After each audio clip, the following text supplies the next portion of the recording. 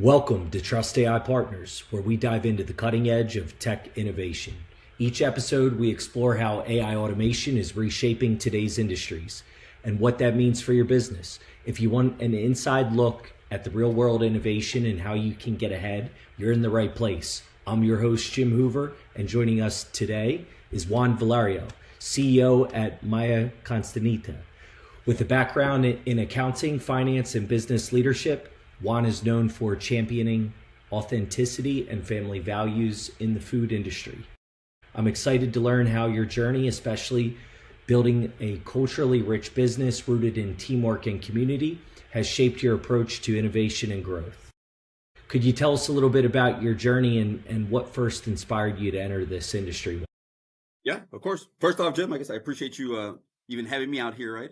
There's obviously a lot of great leaders out there. I think so. My journey was, without going too far back, I was at a CPA firm previously, which was amazing, right? I started there when I was undergrad. I didn't even have my bachelor's yet. Um, Met a great person who's Martin Sandoval. He's still a mentor of mine now. Um, I was there for about 14 years, I would say. So I did a pretty good job. Obviously, I built up my portfolio and the people I worked with. I ended up working with eventually an expertise, I think, in not-for-profit accounting, which is its own thing. But obviously then COVID hit.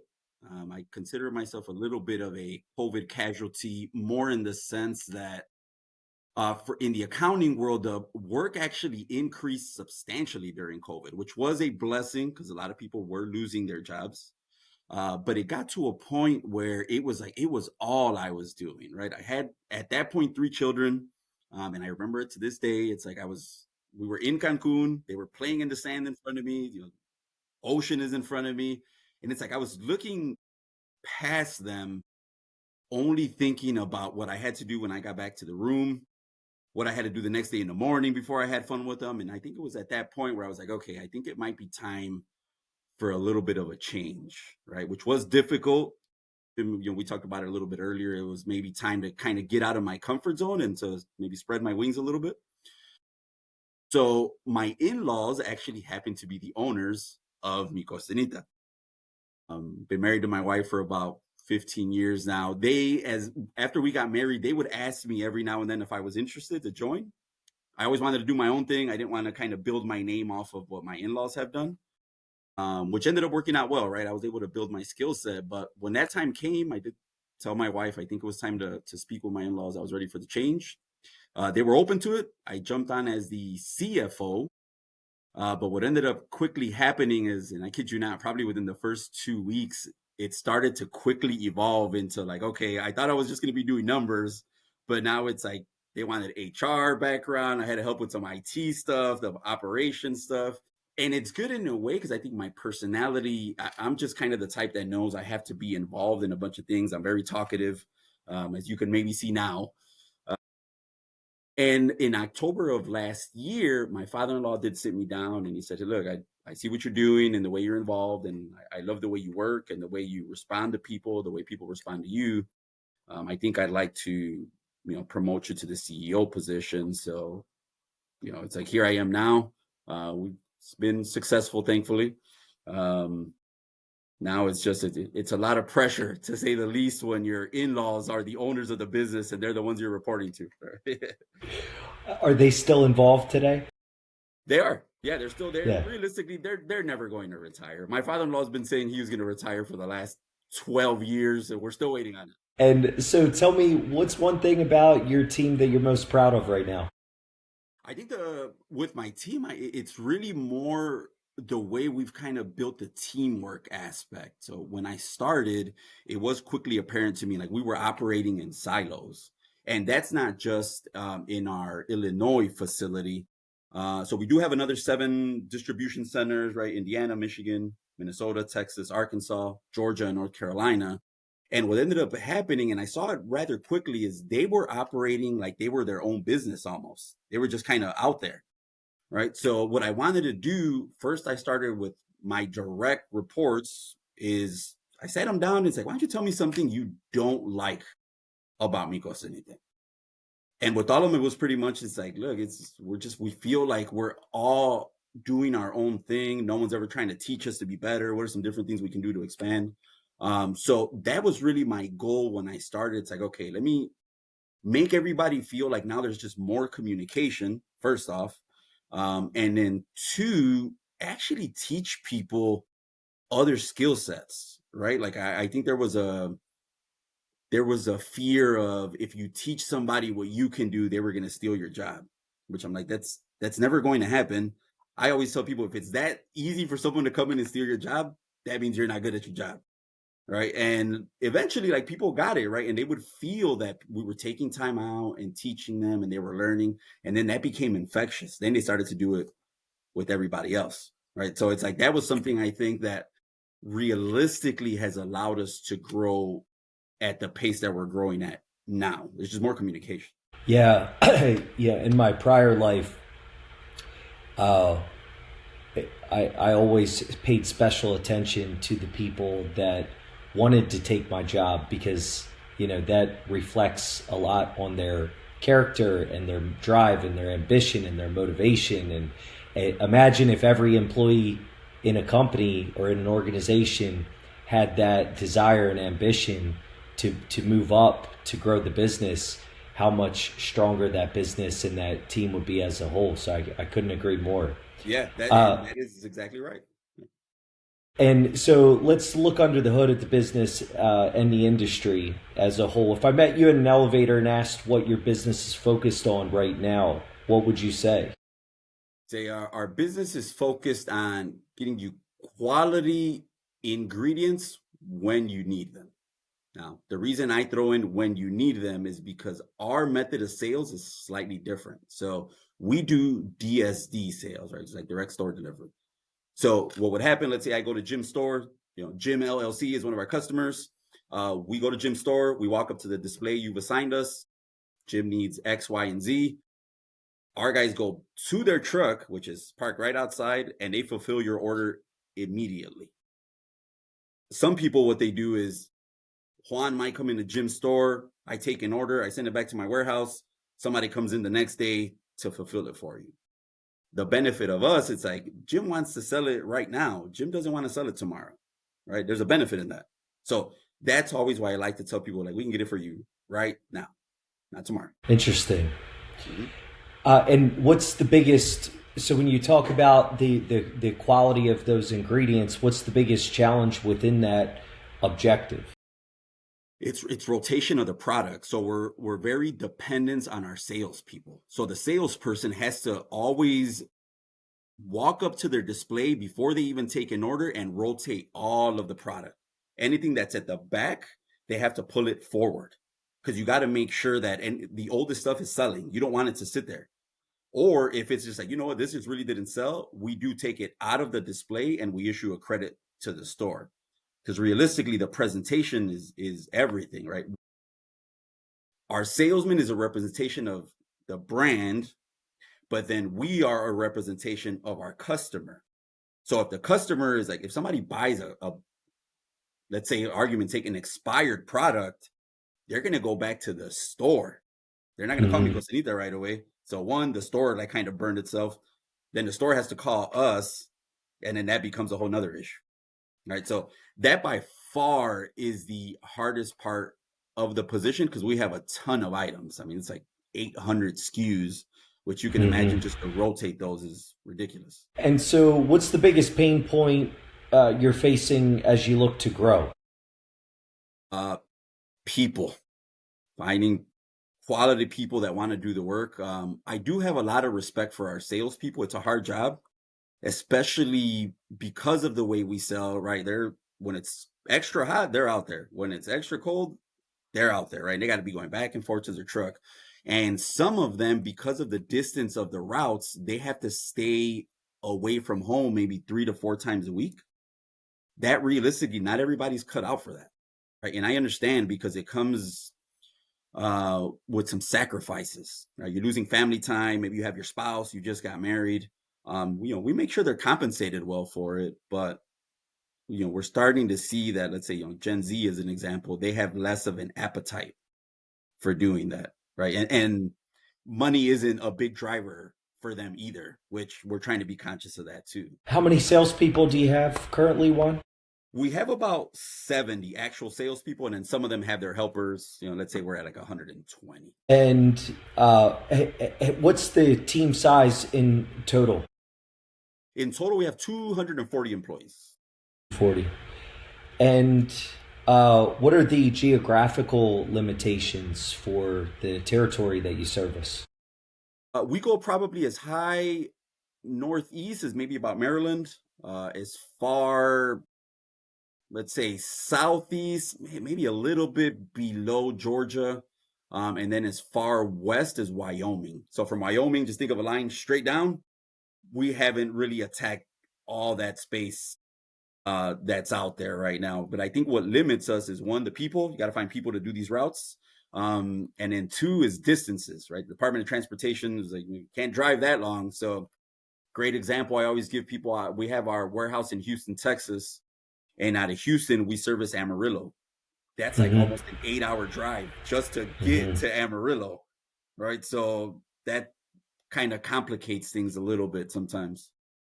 And so the most effective method for new account acquisition, new retail partners is going to be with the drivers on the routes, going door to door, stopping at places, and what's the pitch when they get there? Yeah, they'll typically walk in, they say, we have these great quality ingredients. We do have great prices. We do win on price a lot of the time, in conjunction with the quality of the product. And we also have something that sets us apart from competitors. We sell salsas, marinades. We do our own seasoning. So we manufacture all of that stuff, and we do our own distribution.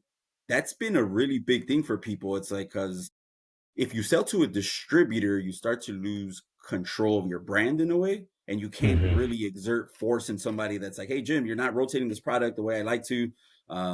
So that's why we don't do that distributor route either, right? But to your point, we do have a lot of people now reaching out just because they saw our display somewhere, the way we're doing things a little bit differently. We invest a lot of money into our stores for the presentation, and they're like, hey, I saw this display you did at X, Y, and Z store. Can you do that for me? And then from there, we're just like, we sure can. And then it just kind of trickles down, right? Word of mouth. Yeah, that's interesting. And do you know offhand how many retail partners, retail accounts that you have currently? It's off the top of my head, no, it's definitely over 1,000 though, right? Some small and pop shops, and then we have some of your bigger chains, Walmarts, right? Depending on the areas that you're at, it's going to be different. Walmart's probably the biggest. Jewel Lasco, which is part of Albertsons now, Tony's Finer Foods, part of Heritage Grocers. So there's some big guys out there too that we service. And that's approximately how many states?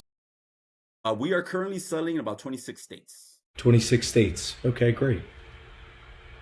And talk to me about the general marketing strategy. What is that currently? Sure, that's a great question. So interestingly enough, before I kind of took the helm, if you will, we did no marketing. And I mean, when I mean none, I mean none. Like, it was like $0. My in-laws were very big on the product should sell itself, which is cool. Like, I do think that was probably a great way to start. That's why the focus on the quality was always there. That's what realistically got us in the door. When I took over, it was kind of like, well, one, this thing was bigger than I think my in-laws really imagined it was, right? Because they always see it as their baby, right? Like they started it. They're the entrepreneurs. So it's always a baby to them. But I came in, I'm like, this is like a full-grown adult right now. So I did know we had to start focusing our marketing efforts a little bit. I wanted to do it a little bit differently. I really wanted to do it not where it was like, let's put an ad out on the radio or do a commercial. I wanted to do it where people saw that we were actively involved in our communities, right? And I think because of my previous experience working with not-for-profits, I started to get a real appreciation for like the work organizations did, and like why funding was important to them. And you could see that people that work at not-for-profits, like, they really love their job. They're not doing it for the money a lot of the time, right? So that became very important to me. Aside from the fact that the community realistically is why we even exist. So it's like, I think it can't just be that the community is always giving you and you don't give back. So what I wanted to do is like, let's not try to highlight Mi Costinita. We'll get the shine on the back end. Let's just kind of focus our efforts on helping people, and people over time are going to see that because they want to support people that are supporting them. And so, how are you showing your effect on the community through these methods? What exactly are you doing to accomplish that? Sure. Right now, I mean, right now it's a lot of social media more than anything, right? The power of social media, a lot of Instagram more than anything, right? Right now, we're slowly going to build out some YouTube and some TikToks, just because through there, I also want to capture a younger audience, right? Because you think about cooking, all of our stuff kind of centers around cooking, its ingredients. Um, and same thing, I think of like my parents, my parents, they cook a lot. My wife and I, we cook a little bit less because we're busier. Generation after us cooks even less just because it's like I don't got time to do that. So I'm trying to also use social media to capture that younger audience because that's what they do. That's their avenue, right? And then our partners that we've been partnering with, they do the same thing. They post it on their social media, and then it's just like it exponentially grows. It reaches out into the marketplace. And when you say partners, what type of partnerships are you talking about? Yeah. Some of them are organizations, right? Like across different areas. Like we did, there's one called El Centro in North Carolina. They're amazing. We did a lot of, work with them. We sponsored kind of a festival, I would say that they did. So with them, it's same thing, right? They help us to accomplish what we want to accomplish for them, a true partnership. So there's a lot of organizations like that. We've done some stuff with some universities here, like Northwestern University, University of Chicago.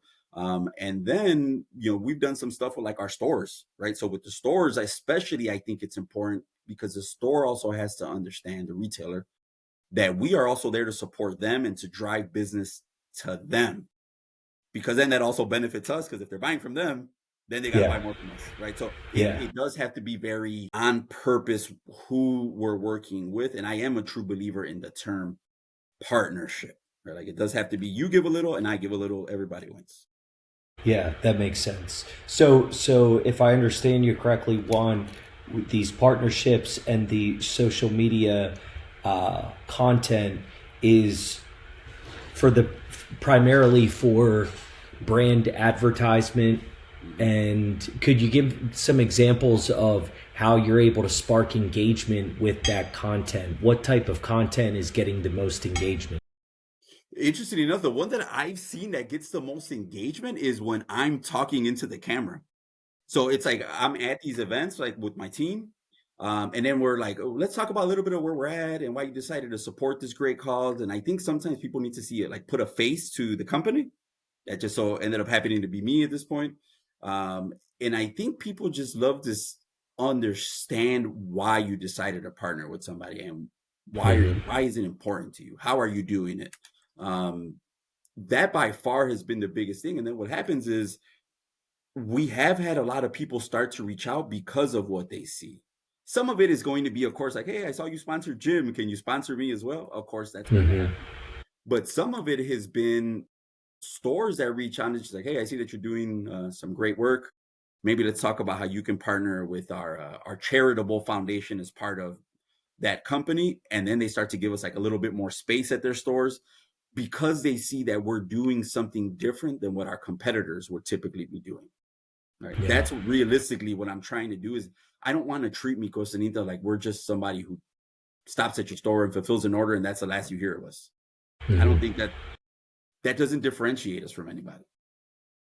And what technology are you using, if any, so far on helping to automate some of the content distribution, social media, or other through other media channels? Are you leveraging any software to do this so far? We've done so. One, we did it through a somebody actually that I met that has a marketing firm called Iscalia Studios.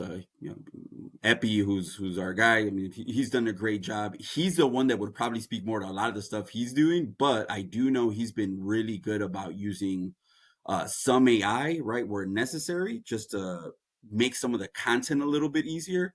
Um, but to do that, we've had to retake like a lot of photography, right? Hmm. But I think to your point is I think of like just systems because we've started to grow. we had to kind of blow up our entire network here at the Mhm. office. So it was like, I feel like we were low hanging fruit, right? We had never really taken cybersecurity too serious. That really became something that's like we pumped up nice chunk of change into doing that probably about 2 years ago, right? We went fully cloud. I mean, it was like as deep as like all our wiring got redone across the Mhm. warehouse. We finally got our audio visual set up so we can connect with all of the warehouses. So that's probably been the biggest thing that's allowed us to grow rapidly, going back to the importance of communication. Yeah, got it. Okay. So you talked about Instagram and putting the content out there through social media. How about in terms of direct ad placement? What's the strategy there, and what methods have been effective or not effective? I haven't really dipped my toes into direct ad placement only because I start to think it's like, okay, there's very specific markets depending on what you do. As an example, if you do radio, it's going to be a slightly older crowd, right? Like not a lot of people listen to radio anymore. Um, so there, I almost think it's like a lot of those people are already set in the brand that they like. It's hard to get people who have been using the same brand for years to recommit to something else. Um, we've had somebody pitch billboards on the highway. I don't think that that's necessarily an avenue I want to go through either. The one that we are starting to explore right now is going to be commercials, but through streaming services. So Okay. I think there's a benefit there, and I'm hoping we can get a commercial out in the next 2 to 3 months. Okay. That's exciting. Yeah. And how about in terms of are any what part of the marketing strategy is targeted and focused specifically towards not direct to consumer for the brand, but to new retail partners? Yes. What Yeah. can you speak to there? Yeah, that's something too. We've actually recently started to have more of a focus on it. So we've done some videos as an example where it's like, hey, we're changing out this display from 24 feet to 50 feet, right? So then we make content out of what that's going to look like, the whole build up to it, the tear down. And then it's like, come visit this store now, right? Or Mm-hmm. a big one that we've gotten recently is Jewel Osco, part of Albertsons here in Chicago. With them, we're going to do the same thing. We are, because it's our first Jewel. We are now at Jewel. Come out and visit us. First 100 people, as an example, will get a free tote bag. All right. So that way it's bringing attention to the fact that we are actually at these stores. So we drive people to the store. I see. And so, can you quantify at all when it comes to the maybe the percentage of new retail partners that come through the salespeople that are doing the routes versus what new account acquisition is coming through digital advertising methods? Yeah. I mean, the reality is that the majority are still coming through the sales reps, probably a Hmm. good 97%, I would say. And I only think that's because we recently started doing it. Like we pretty much started doing this like March of this year. So it's like really fresh.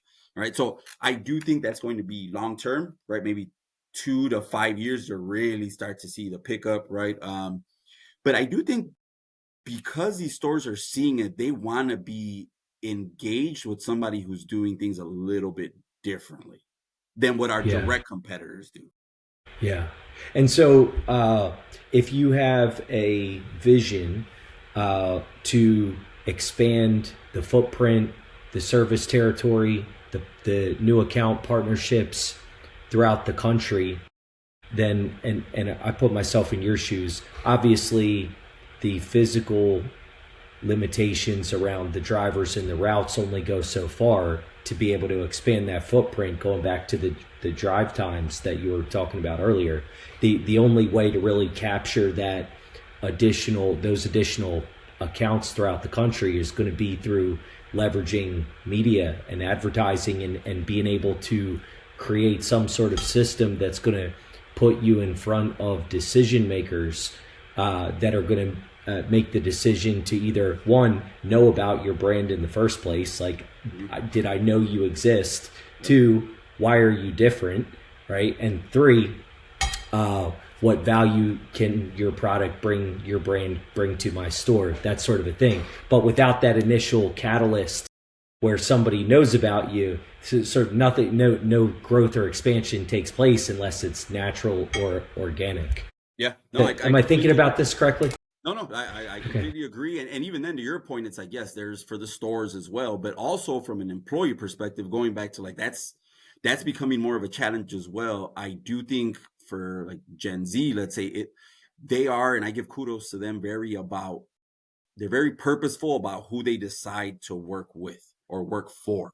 So I want to be able to have that in my back pocket too. Just say, like, look, aside from compensation and benefits packages, we also offer these other things where it's like, if you want to help us be involved in the community, you can do that. I want you to be part of that team, that activation team, and that's engaging to people. Like people really love that. Like we've seen it here. We do have slightly younger folks, 20 to 28, let's say, and when we've invited them out, like they love it, right? And they're just like, invite me more. Like I love the atmosphere, the environment. Those are things that if you're not doing them, you can't offer that to people. Yeah, I see. So looking at the future, what does success look like 12 months from now in terms of growth and expansion? I think it's going to have to be, at least in the next 12 months, obviously it's very short term, it's going to have to be to continue to expand our reach within where we're at now. So it's like I mentioned, we're in 26 states, but I'm not telling you we're in every single county within those 26 states. Right? There's so many stores that realistically right now we haven't been able to reach because of people. So I think I'm big on slow but steady growth.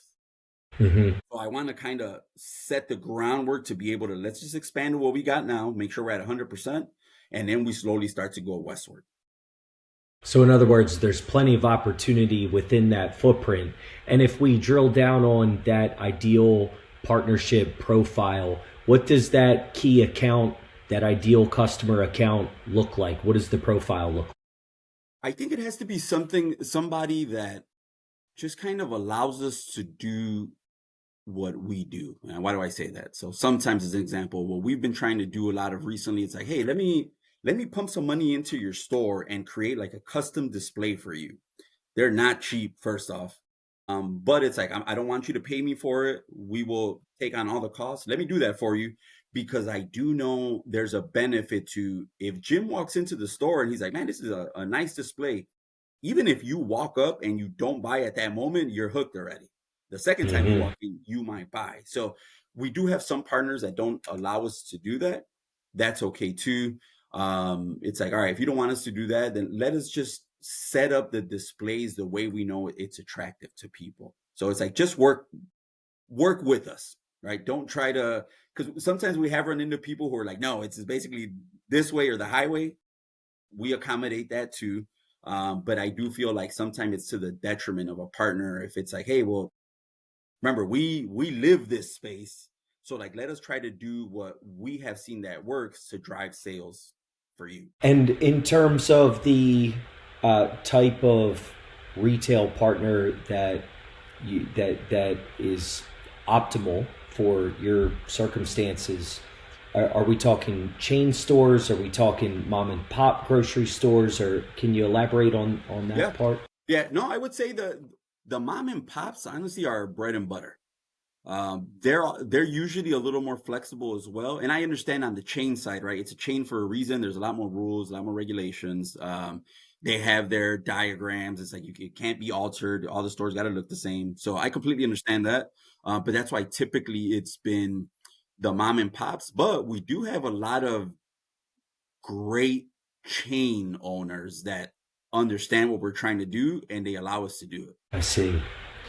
And what's the biggest barrier when maybe that you hear from your salespeople or in your experience that you see in terms of when you have let's say the driver is on a route and he stops in and what's the biggest obstacle or objection that they encounter with being able to procure that new account? Sometimes they already have a competitor in there, right? So it's like, oh, I've been working with Jim for 10 years. I don't want to take Jim out, or like, I don't have any Hmm. space for for you.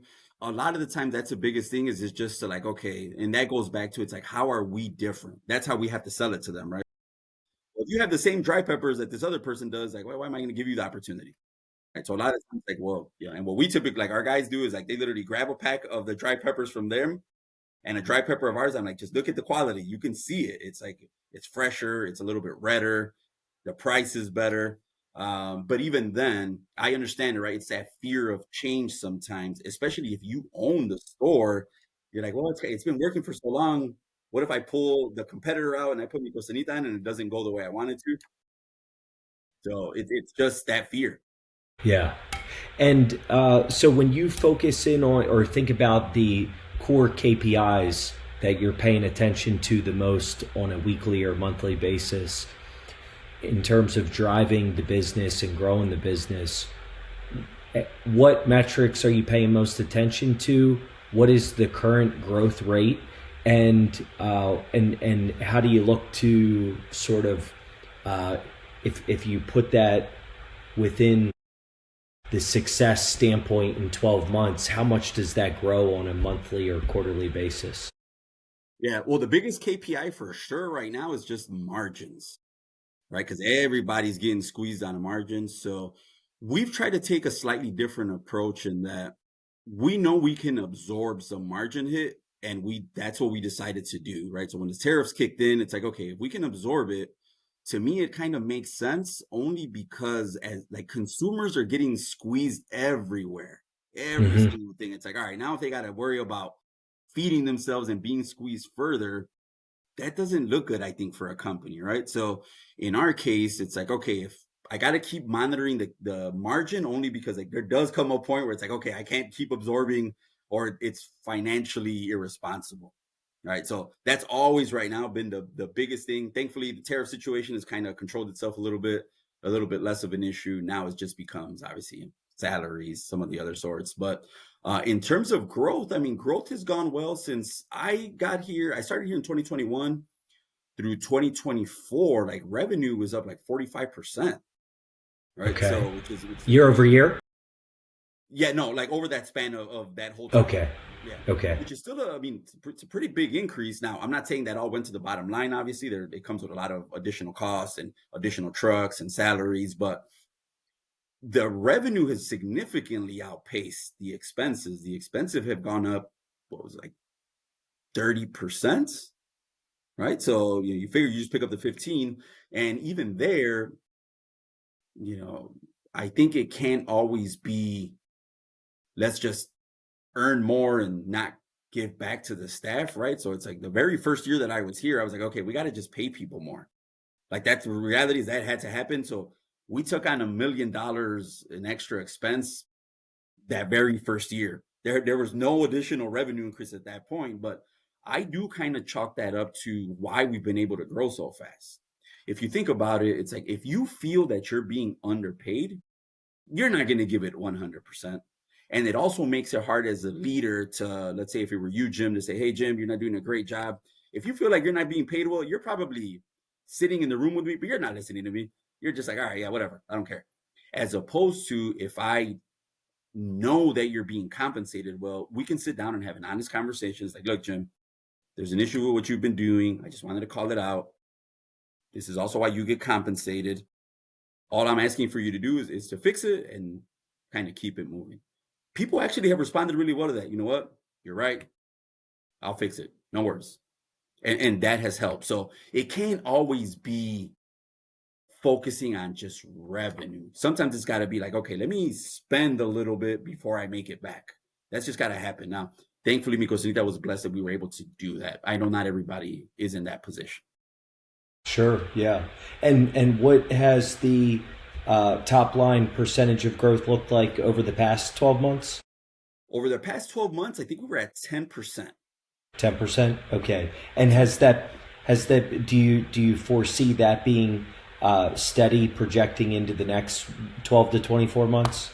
No, I look, realistically, I think no, not a political discussion, but what what's happening administratively has stunted growth. And this is not just for us. Like we've been talking to other partners, retailers, they're going through the same thing. So I did notice there's a dip now that has started in October, which strangely enough, October through December is our peak time. So I compared October 2025 to October 2024, and we were down like 6% just comparing those 2 months. Yeah. Out of our control, nothing we could do. That's just the environment that we're in. It is what it is. Right now, we just start to scale back production, raw material purchases. That's all we can really do. Yeah.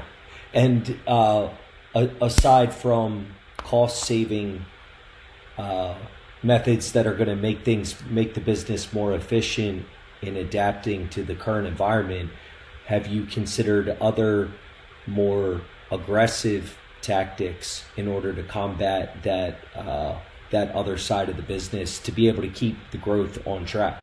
Yeah, no. I don't think, let's say argument's sake, like, I mean, did you terminate people? Maybe. I just don't think that's the right option. I think when you start to immediately go to that, what's going to happen is you're going to kill the workplace culture. So it's hard to come back from that, right? Like if you started to build it Yeah. up and then you kill it, and it's like, all right, well, good luck trying to get it back, especially because I'm the person they see and they're going to know that decision came from me. Right. So I, I think it's a bad idea when businesses are just focusing on the growth. It's like the economy, right? It's going to go up and down sometimes. That's okay. Hmm. Sometimes just know that you can absorb it. That's why I always go back to the margin. That's why I always am focusing on just what margin is. We're not at a point where we'd have to terminate people. If we got to cut hours for our production team, that's different. They also are accustomed to that though, right? I think it's easy for them to lose track of like before there would be times where it's like, hey, there's no need for you to work these 2 days this week. And they were okay with that. But our growth it picked up so fast that eventually there was no breaks for them. They were working 5 days a week, which was great. They appreciate it. And actually, we just talked to them about Thanksgiving week. It's like, hey, you're only going to work 3 days that week. Enjoy the rest of the time. There were no issues. Everybody's like, hey, Hmm. even better for us. Right. So, but to start getting as far as just letting people go or other more aggressive methods like that, that hasn't crossed my mind yet. If that time comes though, that means that we have a big problem. Like that Yeah. would mean like, okay, something is happening. We're starting to lose stores. That would be something completely different. Yeah. Understood. And so, speaking more broadly, are there trends or market forces or competitors influencing your strategic priorities right now? In terms of competitors, no. Right. Like I truly believe in the vision that we are taking, at least in terms of direct competitors. I know nobody is doing what we are doing. Not yet. They're just not there yet. In terms of just the macro environment, yes. That, like I said, that goes back to just, as an example, you got these SNAP benefits that are not coming in. That's starting to affect everybody. Our stores are sometimes starting to limit what they want to buy from us to fill their shelves. Um, the tariffs had a little bit of an impact. That squeezed the margins. That's really been, I think, the biggest thing that's influencing what we've been doing. But I think just in terms of competitors, I think I've taken the approach that I have to be focused on just what I'm doing and how I want to do it instead of looking over my shoulder. Because I think if I start to do that, it's going to derail me. Right. So um, now, of course, you're always looking to see what people are charging, what pricing is like. That's a little bit different. But in terms of just strategy, I'm zoned in. I see. And so when you look back on the PR strategy and the marketing strategy, the digital outreach, and you think about what's worked and what's not worked, where do you see the biggest area of potential improvement? It's a great question. I think in terms of maybe improvement, it might be maybe just being a little more, maybe strategic is the word, right? Since this was the first year we did it, a lot of it was just like, hey, somebody reached out. It's like, we'll do it. Why not? Right. And what's starting to happen now is because we've done that, there's more and more and more people reaching out. So now it's like, I'm going to get to a point where I have to really weed out who we're going to be able to do it with because we don't have unlimited funds to do that. Right. So it's going to have to just be like, okay, maybe I can work with this person. why am I going to work with this person and why am I not going to work with somebody else? All right, because I am going to have to decide that. And I'm big on, if Jim asks for a sponsorship and I can't do it, like I owe it to Jim to explain to him why I can't do it. Right? I could say no just because, but that's not the approach I typically like to take. And can you share any outcomes or milestones that might represent success for you looking forward? I think it's just continuing to expand that reach west. That's really going to be the biggest thing, only because that's a market we've never tapped into. We're celebrating 30 years this year, the company, and we've never gotten that far west. So to the extent I can help do that in the next year or two would be, I think, that would go a long way, right? I know my in-laws would see that and they'd be like, okay, we're doing something now, right? Like, because a lot of times they're not as focused on numbers, but if they see something like that, that's something that's like, it's right there in front of you. Just put a cowboy hat on every driver. Right. Exactly. They'll reach out to me. Yeah. Hey, Juan, before we wrap up, what's one piece of advice you'd share with other leaders navigating similar challenges? I think it's, trust in your vision, right? First off, you know what you're doing. You're in your role for a reason. And I do try to push the community work to a lot of people, right? And I always just tell them the same thing. It's like, you kind of owe it to the people to be out there, right? Help them out. The community needs it as well. And it's like, you will eventually, I think, see a return on it, right? Karma is real. Mm-hmm. And was there anything else specifically, Juan, that we haven't talked about so far that you wanted to put out there to the audience? Anything specific? Man, it's not even going to be business. I think it's just right now, given the state of the world, it's like, man, just stay together. People like love each other. I do think that goes a very long way. No doubt. It's a great message. Well, thanks so much for joining us today, Juan. If our listeners want to learn more or connect, what's the best way for them to reach you? Yeah, you can reach out via phone, 773-434-8290. You can follow us on Instagram. It's at MI.COSTENITA.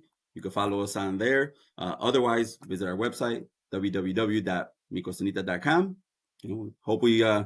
We hope to hear from you. And that's it for the episode of Trust AI Partners, where your competitive edge begins with insight. Tune in for the next conversation on the future of innovation. That's all for today. We'll see you on the next one. Thanks again, Juan. Thanks, Jim. I appreciate it.